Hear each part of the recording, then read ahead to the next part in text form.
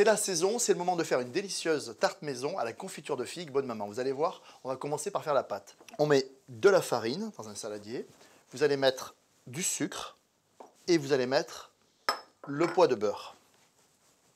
Avec les mains, vous malaxez légèrement comme ça et vous allez écraser votre beurre. Alors le beurre, j'ai sorti du réfrigérateur. Alors ça, c'est vraiment un geste qui peut être fait par les enfants. Ils adorent malaxer les pâtes, d'accord? Donc ici, vous malaxez, vous voyez, pour sabler un petit peu votre pâte, du bout des doigts. Vous voyez, ça va très très vite, ok? Voilà, donc la pâte est sablée. Je vais mettre l'équivalent de 2 cuillères à soupe d'eau et mes jaunes d'œufs.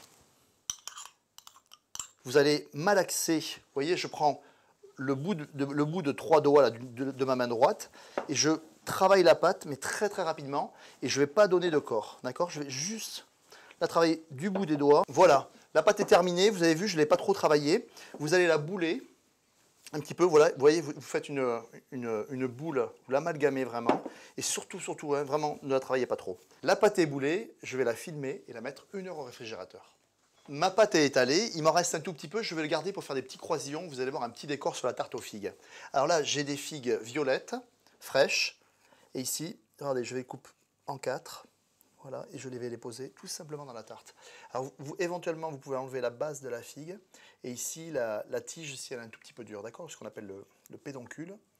Et ici, voilà, vous coupez vos figues en 4 violettes, vous gardez la peau, et puis on va intercaler les couleurs.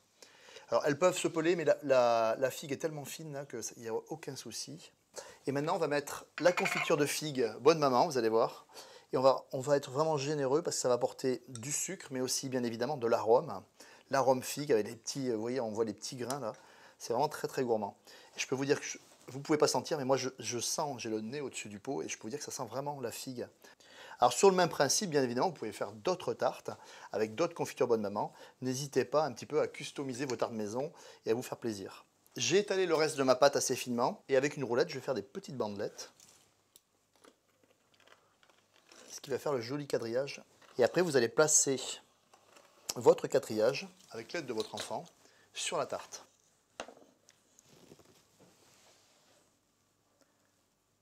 Alors on les place comme ça.